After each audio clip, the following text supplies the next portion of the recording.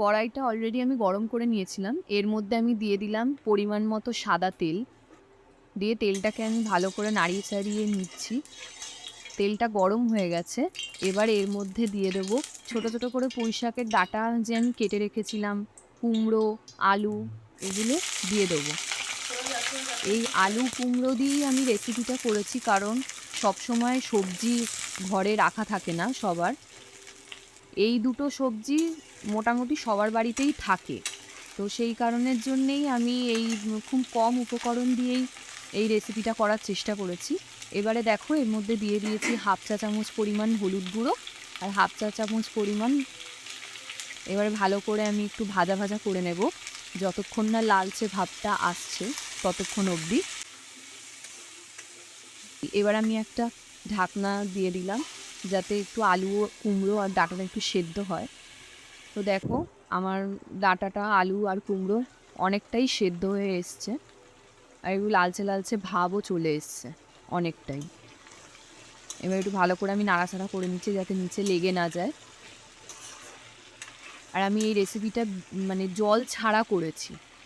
জল দিলে না টেস্টটা আমার মনে হয় নষ্ট হয়ে যায়।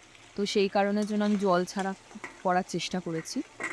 তোমরা বাড়িতে বানিয়ে দেখো, খুব ভালো লাগবে। এবার আমি ভেজে রাখা সবজিগুলো একটা প্লেটের মধ্যে তুলে নিয়েছি।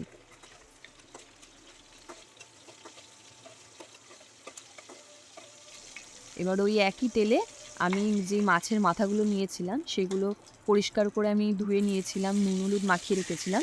ওগুলো আমি ভালো করে ভেজে নেব। একটু লাল লাল করে ভাজবো, নইলে কাঁচা কাঁচা গন্ধ ছাড়বে। ভাজা হয়ে গেছে, দেখো একটা পিঠ আমি তুলে নিচ্ছি, লাল করে ভাজা হয়ে গেছে।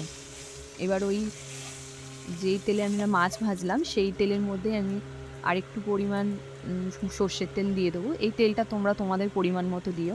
এবার ওই তেলের মধ্যেই আমি পাঁচফোড়ন দিয়ে দেবো। পাঁচফোড়ন দিলে যে কোনো চচ্চড়ির টেস্ট খুব ভালো লাগে। এর মধ্যে দিয়ে দেবো একটা তেজপাতা আর একটা শুকনো লঙ্কা আমি ফাটিয়ে দিয়েছি। যে কোনো রান্নাতেই মানে বিশেষ করে চচ্চড়ি, এই চচ্চড়ি রান্নাতে যদি আমি ফোড়ন ব্যবহার করি ভীষণ ভালো লাগে। এর মধ্যে দিয়ে দেবো কুচনো পেঁয়াজ।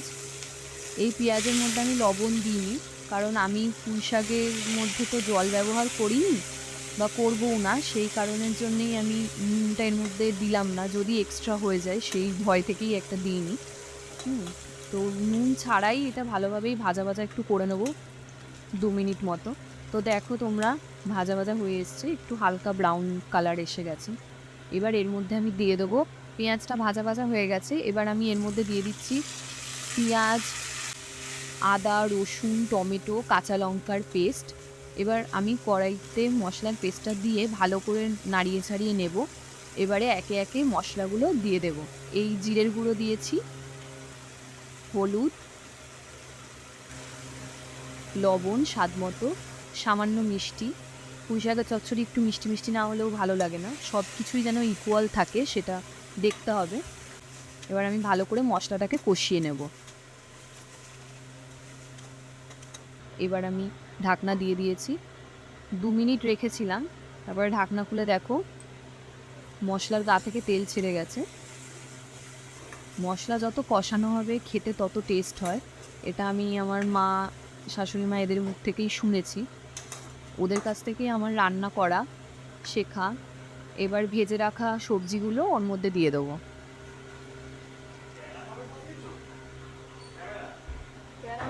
এবার ভালো করে সবজিগুলোকে নাড়িয়ে চাড়িয়ে নিয়েছি।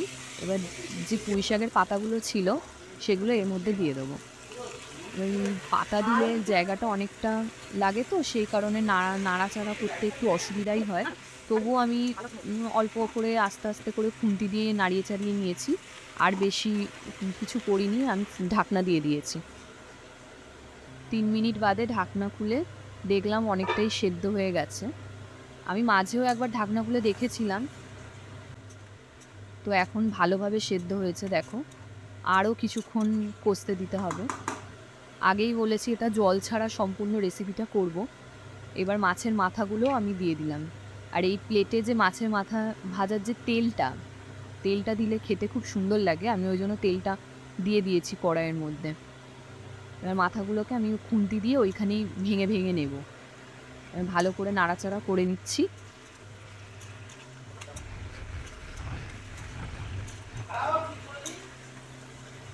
কষানো হয়ে গেছে, এবার ঢাকনা দিয়ে দেবো। আবার 5 মিনিট মতো রেখেছিলাম। দেখো সাইড দিয়ে জল বেরোনো শুরু হয়ে গেছে।